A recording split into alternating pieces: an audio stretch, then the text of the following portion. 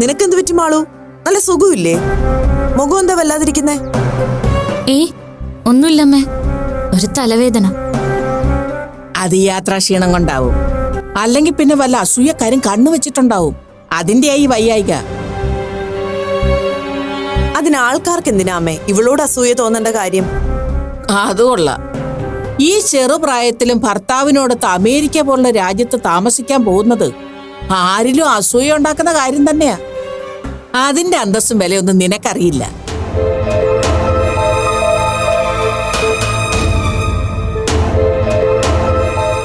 അസൂയപ്പെടാനും മുടക്കം വരാനും ആഗ്രഹിക്കുന്നവര് കൂട്ടത്തിൽ തന്നെ ഉണ്ടല്ലോ. സ്വന്തം ജീവിതം ഇങ്ങനെ പൊട്ടിയും കിഴിഞ്ഞും കിടക്കുമ്പോ ഇവിടെ ഒരുത്തി അന്തസ്സോടെ ജീവിക്കുന്നത് കാണുമ്പോ ആർക്കായാലും പിന്നെ അസൂയയും കുശുമ്പും തോന്നത്തില്ലേ? അശ്വതി, നീ അടുക്കളയിൽ നിന്ന് 2 മുളകും ഇത്തിരി ഉപ്പും കൂടി എടുക്ക്. ഞാൻ ഇവളെ ഒന്ന് ഉഴിഞ്ഞിട്ടെ. അതൊന്നും വേണ്ട മുത്തശ്ശി, ഞാനിന്ന് കിടക്കട്ടെ. ഈയോടി മോളെ, എന്തു പറ്റി നിനക്ക്? അത്രയ്ക്ക് വയ്യായോ? അശ്വതി പറഞ്ഞതുപോലെ നല്ല ക്ഷീണമുണ്ടല്ലോ. തുടർച്ചയായിട്ടുള്ള യാത്ര ആയിരുന്നില്ലേ അമ്മേ? അതിന്റെ ആയിരിക്കും ഈ ക്ഷീണവും തലവേദനയൊക്കെ. കുറച്ച് റെസ്റ്റ് എടുത്തുള്ള ആളും ഒക്കെ ആയിക്കോളും. എന്നാ മോള് പോയി റെസ്റ്റ് എടുക്ക്. കുറച്ചു കഴിഞ്ഞ് മുത്തശ്ശി റൂമിലേക്ക് വരാം. ഒരുപാട് കാര്യങ്ങൾ എനിക്ക് നിന്നോട് പറയാനുണ്ട്. ഞാനൊന്ന് കിടക്കട്ടെ. കിടന്നോ കിടന്നോ.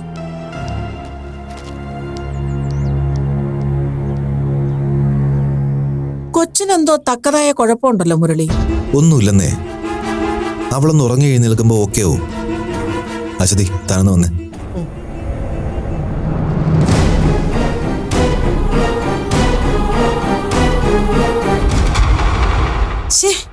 എന്തൊക്കെയാ മുരളിയേട്ടേ കേൾക്കുന്നത്? ആ പയ്യൻ ഇത്രയ്ക്ക് വൃത്തിയിട്ട ഒരാളായിരുന്നോ? അന്ന് അവൻ ഇവിടെ വന്ന് കേറിയപ്പോഴേ പിടിച്ചു നിർത്തി 2 നല്ല പെട കൊടുത്ത് പോലീസിൽ അറിയിക്കോ അവന്റെ വീട്ടുകാരെ ഏൽപ്പിക്കോ വേണായിരുന്നു. എങ്കിൽ പിന്നെ അവനീ തോന്നിവാസം കൊണ്ട് വീണ്ടും ഇറങ്ങില്ലായിരുന്നു.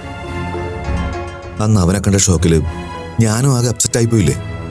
അത് മാത്രമല്ല, എന്റെ കയ്യിൽ നിന്ന് രക്ഷപ്പെടാൻ വേണ്ടി അവൻ പറഞ്ഞ കള്ളം കൂടി കേട്ടപ്പോ എന്ത് വേണമെന്നറിയാതെ ഞാനും ആകെ ബ്ലാങ്ക് ആയിപ്പോയി. എനിക്കിതൊരിക്കലും മാളുവിനോട് ചോദിക്കാൻ പറ്റുമോ? ഇന്ന് മാളുവിനോട് ഇത് സംസാരിക്കുന്നിടം വരെ എന്റെ നെഞ്ചിൽ വല്ലാത്തൊരു ഭാരമായിരുന്നു. മാളുവിന് അതിൽ യാതൊരു ഇൻവോൾവ്മെന്റും ഇല്ലാന്നറിഞ്ഞപ്പോഴാ എനിക്ക് സമാധാനമായത്. അവൻ ഇങ്ങനെ നിറം മാറി തുടങ്ങിയപ്പോഴേ മാളുവിന് ഇത് നമ്മളോടൊന്ന് സൂചിപ്പിക്കായിരുന്നില്ലേ? അവന്റെ വീട്ടിലറിയിച്ച് അവനെ നിലയ്ക്ക് നിർത്താനുള്ള വഴി നമ്മൾ നോക്കുമായിരുന്നല്ലോ. മാളു നമ്മളോട് പറയായിരുന്നത് പേടിച്ചിട്ടാവും.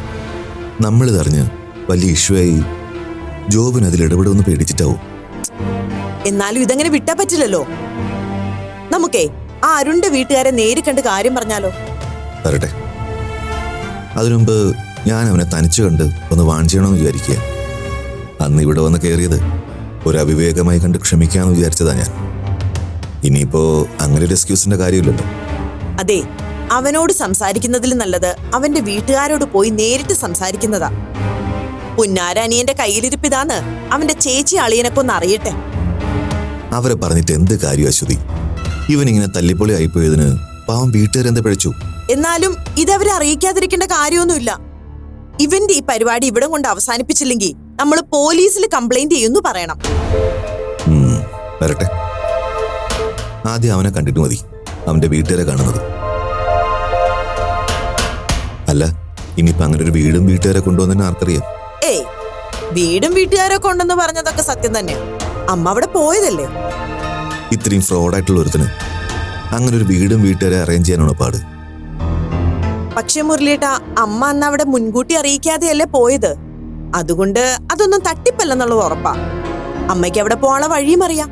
വേണ്ട വേണ്ട, തൽക്കാലം നീ ഒന്ന് അമ്മയെ അറിയിക്കാൻ നിൽക്കണ്ട. അത് പ്രശ്നങ്ങൾ കൂടുതൽ വഷളാക്കേ ഉള്ളൂ. എന്റെ ടെൻഷൻ ഇതൊന്നുമല്ല. മാളുവും ജോബിനും തമ്മിൽ പിണങ്ങാനുള്ള കാരണം എന്താണെന്ന്.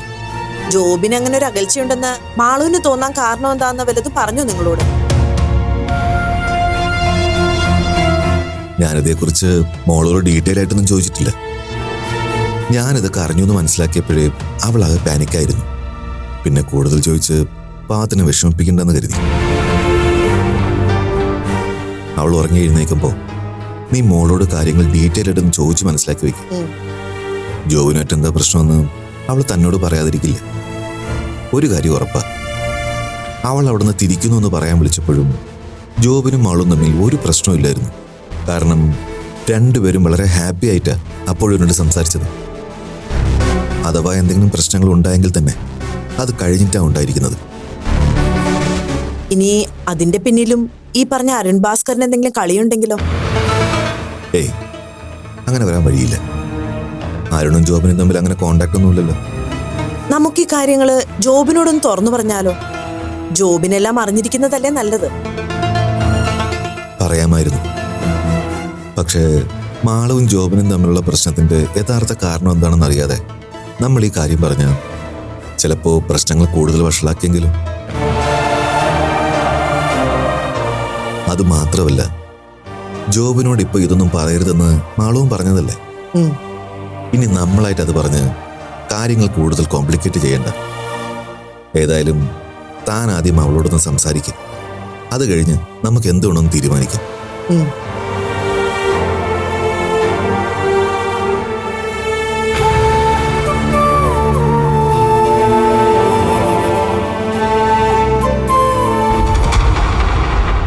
മുത്തശ്ശി ചെയ്തതിൽ എന്തെങ്കിലും തെറ്റുണ്ടോന്ന് ഇനി മോള് തന്നെ പറ.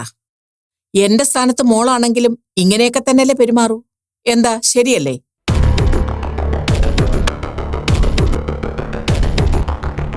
പോട്ടെ മുത്തശ്ശി, ഒക്കെ കഴിഞ്ഞ കാര്യങ്ങളല്ലേ. ഇനി അതിനെപ്പറ്റി പറഞ്ഞ് വെറുതെ എന്തിനാ മനസ്സ് വിഷമിപ്പിക്കുന്നത്? അതല്ല മോളെ, എന്റെ വിഷമം നീയെങ്കിലും മനസ്സിലാക്കണം. ആ ടീച്ചറോടെ തനിച്ചല്ലേ ഉള്ളൂ എന്ന് കരുതി ഞാൻ അല്പം മനുഷ്യത്വം കാണിച്ചു.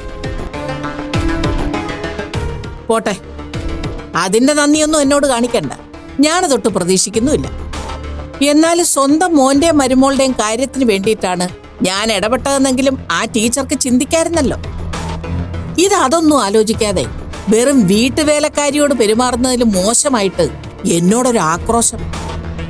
എന്നാ അതിനും വേണ്ടിയൊന്നും ഞാൻ ആ പണിക്കരുടെ കൊച്ചിനോട് ചെയ്തിട്ടുമില്ല. ഇങ്ങോട്ട് വാന്നും പറഞ്ഞ് താ വെറുതെ ഇങ്ങനെ കയ്യെ പിടിച്ച് ചെറുതായിട്ടൊന്ന് വലിച്ചു.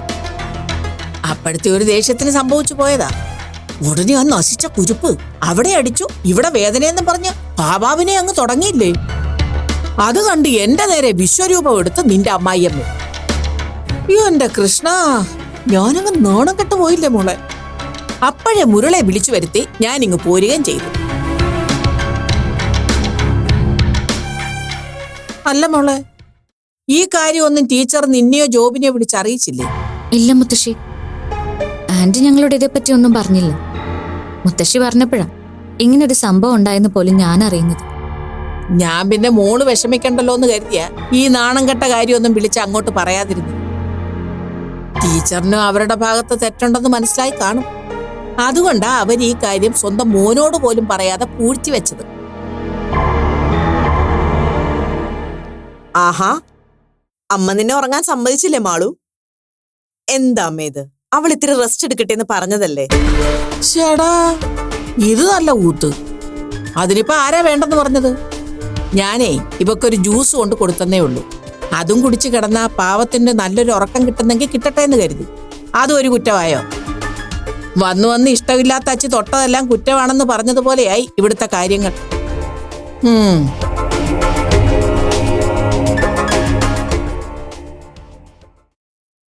ഡെയ്സി ടീച്ചറുമായിട്ടുണ്ടായ വഴക്കിന്റെ കാര്യമായിരിക്കും അമ്മ പറഞ്ഞതല്ലേ. മുത്തശ്ശി എന്തൊക്കെയോ പറയുന്നുണ്ടായിരുന്നു, എനിക്കൊന്നും മനസ്സിലായില്ല. എന്തായാലും ഡെയ്സി ആന്റിയായിട്ട് പിണക്കത്തിലാണെന്ന് മനസ്സിലായി. അതിന് പാവം ടീച്ചർക്ക് ഒരു റോളും ഇല്ല മാളു. എല്ലാം അമ്മയായിട്ടുണ്ടാക്കി വെച്ച പ്രശ്നങ്ങളാ. വെറുതെ ആ പാവത്തിനെ അങ്ങോട്ട് ചെന്ന് ഉപദ്രവിക്കാൻ പോവല്ലേന്ന് 100 തവണ ഞാനും മുരളിയേട്ടനും അമ്മയോട് പറഞ്ഞതാ. ആര് കേക്കാൻ? ജോബിൻ ബിപിയേട്ടനെ കാണാൻ പോയിരിക്കണോ മാളു? അറിയില്ല അമ്മേ, എന്നോടൊന്നും പറഞ്ഞില്ല. ബേപ്പി അങ്കിളുടെ കാര്യം അറിഞ്ഞ സ്ഥിതിക്ക് അവിടെ എന്തായാലും പോവാതിരിക്കില്ല. നീയും ജോബിനും തമ്മിൽ എന്തോ സൗന്ദര്യ പിണക്കത്തിലാണെന്ന് അച്ഛൻ പറഞ്ഞു. എന്തെങ്കിലും സീരിയസ് ഇഷ്യൂ ആണോ മാളു? ഇന്നലെ അവിടെ വന്ന് രണ്ടുപേരെയും കണ്ടപ്പോഴേ അച്ഛൻ എന്തോ ഒരു പ്രശ്നം ഫീൽ ചെയ്തിരുന്നു എന്ന് പറഞ്ഞിരുന്നു.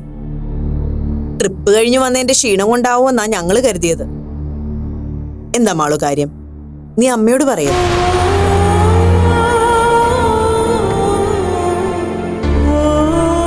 സത്യമായിട്ടും കാര്യം എന്താണെന്ന് എനിക്കും അറിയില്ല അമ്മ. ഇവിടേക്ക് പോരുന്നതിന്റെ തലേ രാത്രി മുതൽ ഡോക്ടർ വളരെ ഇൻഡിഫറൻ്റ് ആയിട്ട് എന്നോട് പെരുമാറുന്നത്. ഞാൻ എന്തെങ്കിലും ചോദിച്ചാൽ തന്നെ കൃത്യമായിട്ട് മറുപടി പറയില്ല, ചുമ്മാ ദേഷ്യപ്പെടുകയും ചെയ്യും. എനിക്കറിയില്ല അമ്മ, എന്ത് കുറ്റം ചെയ്തിട്ടാ എല്ലാരും എന്നോട് ഇങ്ങനെയെന്ന് എത്ര ആലോചിച്ചിട്ട് എനിക്ക് മനസ്സിലാവുന്നില്ല. പോട്ടെ മോളെ, നീ പേടിക്കും പോലെ ഒന്നും ആയിരിക്കില്ല. ജോബിന്റെ മനസ്സിലും പല ടെൻഷനും ഉണ്ടാവും. പോകുന്നതിന് മുമ്പ് പലതും പ്ലാൻ ചെയ്യുകയും നടപ്പിലാക്കുകയും ഒക്കെ വേണ്ടേ?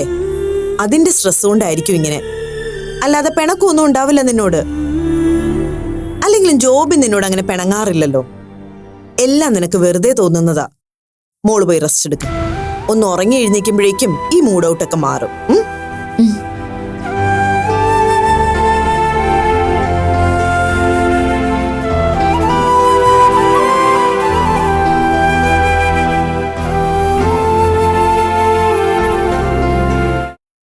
Hello uncle. ആ ജോബിൻ, തിരക്കിലാണോ? എവിടെയപ്പോ? ഞാനിപ്പോ ഹോസ്പിറ്റലിൽ അങ്കിൾ. വിജയങ്ങളുടെ അടുത്തേക്ക് വന്നതാ. ബിപിക്ക് ഇപ്പൊ എങ്ങനെയുണ്ട് ജോബിൻ? ഒന്നും പറയാറായിട്ടില്ല. സ്റ്റിൽ ICU തന്നെ കണ്ടിന്യൂ ചെയ്യുക. ബിപിക്ക് ബോധം വേണോ? ഇടയ്ക്ക് കോൺഷ്യസ് ആവുന്നുണ്ട്, പക്ഷേ അത്ര സ്റ്റേബിൾ അല്ല. ഈദാൻറ്റിയുമായി ഇടയ്ക്ക് സംസാരിച്ചു എന്ന് പറഞ്ഞു. ആളിനെ നേരിട്ടൊന്ന് കണ്ടിട്ട് വ്യക്തമായിട്ട് എന്തെങ്കിലും പറയാൻ പറ്റുമെന്ന് പറഞ്ഞു. അല്ല, ബിപിയെ കണ്ടിട്ട് എപ്പോഴാ ജോബിൻ ഹോസ്പിറ്റലിൽ നിന്ന് ഇറങ്ങുന്നത്? ഒന്നും തീരുമാനിച്ചില്ല അങ്കിൾ. എന്തു പറ്റി? അല്ല, ഹോസ്പിറ്റലിൽ നിന്ന് ഇറങ്ങുമ്പോ ജോബിൻ ഇതുവഴി വരുമോ? സോറി അങ്കിൾ, അതിന് പറ്റുമെന്ന് തോന്നുന്നില്ല. എനിക്കിന്ന് അത്യാവശ്യമായിട്ട് വേറൊരാളെ കാണാനുണ്ട്. അത് കഴിയുമ്പോഴേക്കും ലേറ്റ് ആവുകയാണെങ്കിൽ ഞാൻ മമ്മിയുടെ അടുത്തേക്ക് പോകും. എന്താ അങ്കിൾ, പ്രത്യേകിച്ച് എന്തെങ്കിലും കാര്യമുണ്ടോ? അല്ല, എനിക്ക് ജോബിനോട് അല്പം പേഴ്സണലായിട്ട് സംസാരിക്കാനുണ്ടായിരുന്നു. നോക്കട്ടെ അങ്കിൾ, ഇന്നിവിടെ നിന്ന് ഇറങ്ങിയിട്ട് പറ്റുമെന്ന് തോന്നുന്നില്ല. ഞാൻ സൗകര്യം പോലെ വരാം. ശരി, വെക്കട്ടെ.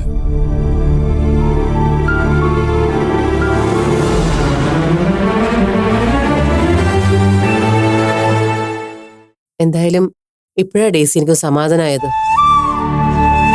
ആ, ബിപിക്ക് നല്ല മാറ്റമുണ്ട്. എന്നോട് കുറെ നേരം സംസാരിച്ചു.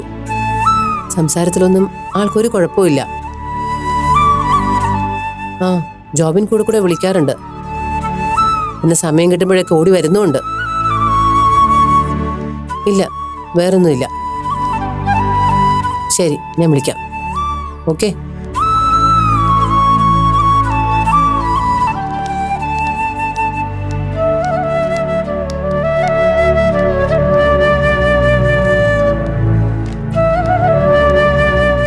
ജോബിൻ, ഡേസി ഇപ്പൊ അങ്ങോട്ട് വിളിച്ചു കഴിഞ്ഞതേ ഉള്ളൂ.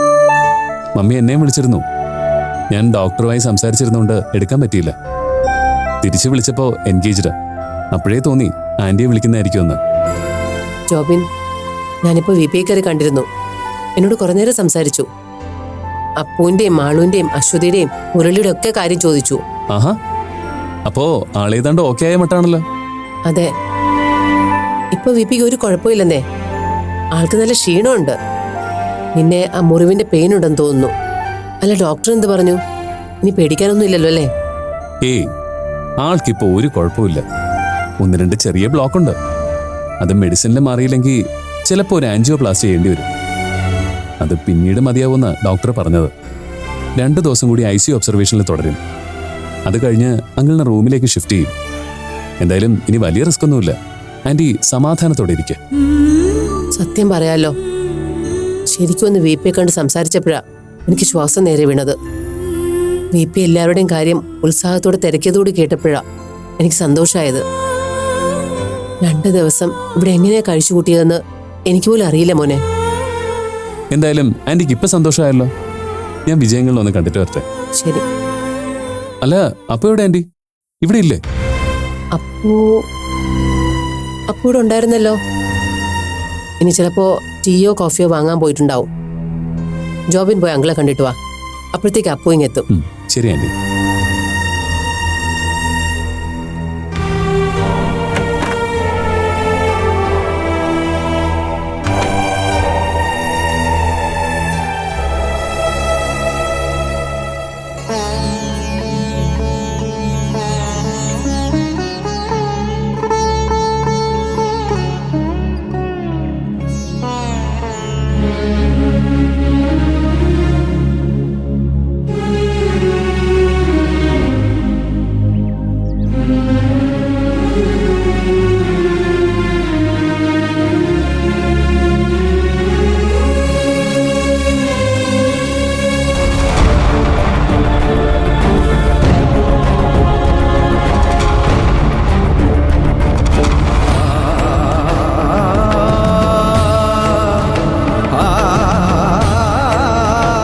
അറിയിക്കാതെ ഒരു വാക്കുപോലും പറയാതെ നിന്നോട് അങ്ങോട്ട് കെട്ടിയെടുക്കാൻ ആരാ പറഞ്ഞത്? അവിടെ പോയി VP ആയിട്ട് മല്ല് പിടിക്കാൻ നിന്നോട് ആരാ പറഞ്ഞത്? ഒടുവിൽ ആ പാവത്തിന് തലതല്ലി പൊളിക്കാൻ ഞാൻ പറഞ്ഞോ നിന്നോട്?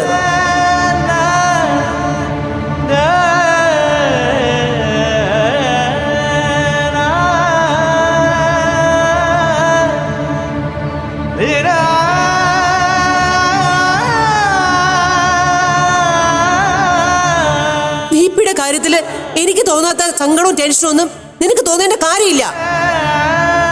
അതിന്റെ പേരിൽ നിനക്ക് ആരെയും ചോദ്യം ചെയ്യാനോ താക്കീത് ചെയ്യാനുള്ള അവകാശമില്ല. ഇനി മേലാൽ VPയുടെ ഒരു കാര്യത്തിലും ഇടപെട്ട് പോരുത്, കേട്ടല്ലോ?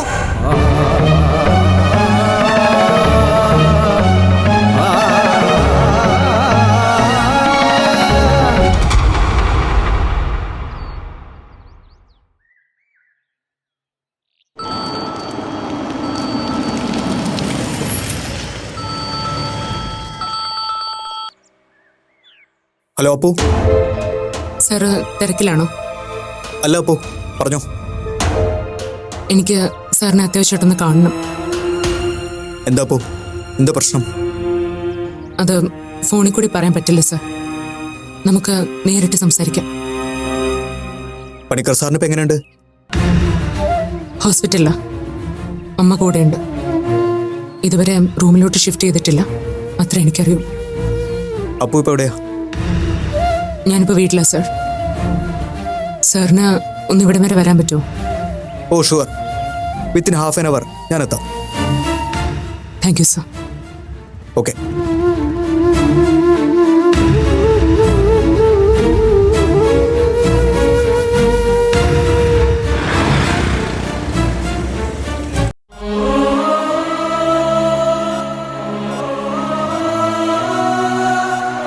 ഡേയ്സിയുടെ മോനായിരുന്നു. പിന്നെന്താ അക്കാര്യം ആദ്യമേ പറയായിരുന്നു? ഞാൻ കരുതി അങ്കിളിന് എന്നെ ഓർമ്മയുണ്ടായിരിക്കുമെന്ന്. ഓർമ്മയുണ്ടായിരിക്കുമെന്നോ? അതിന് നമ്മൾ തമ്മിൽ കണ്ടിട്ട് എത്ര വർഷങ്ങളായി. അപ്പവും ആളും ജനിച്ച ദിവസം ഡേയ്സി തന്നെയും കൂട്ടി ഇവിടുന്ന് പോകുന്നു. അത് കഴിഞ്ഞ് നിങ്ങൾ കോയമ്പത്തൂർ താമസിക്കുമ്പോഴാണ് ഞാനൊരു ദിവസം അവിടെ വരുന്നത്. അന്ന് താൻ വേറെ സ്കൂൾ കുട്ടിയാ. കഷ്ടിച്ച് 7ലോ 8ലോ പഠിക്കുന്ന പ്രായം. അത് കഴിഞ്ഞ് ഒരു ദിവസം ഡൽഹിയിൽ വെച്ച് ഡേയ്സിയെ മാത്രം കണ്ടിരുന്നു. അന്ന് ഡേയ്സി പറഞ്ഞ അറിഞ്ഞത് താൻ +2 കഴിഞ്ഞ് എൻട്രൻസ് കോച്ചിങ്ങിന് പോവുകയാണ്. എന്തായാലും ഡേയ്സിയുടെ മോൻ്റെ ആഗ്രഹം പോലെ താൻ പഠിച്ച് വലിയൊരു ഡോക്ടറായല്ലോ. സന്തോഷമായി, ഒരുപാട് സന്തോഷമായി. അല്ല, ഡേയ്സി ഇപ്പം എവിടെയാ? ഇവിടെ തൻ്റെ കൂടെ ഉണ്ടോ അതോ മൂവാറ്റുപുഴയിലാണ്? മമ്മി എൻ്റെ കൂടെ തന്നെ ഉണ്ടെങ്കിലും. അന്ന് ഞാനും മമ്മിയും കൂടി വീട്ടിൽ വന്നത് അങ്കിളിന് ഓർമ്മയില്ലേ?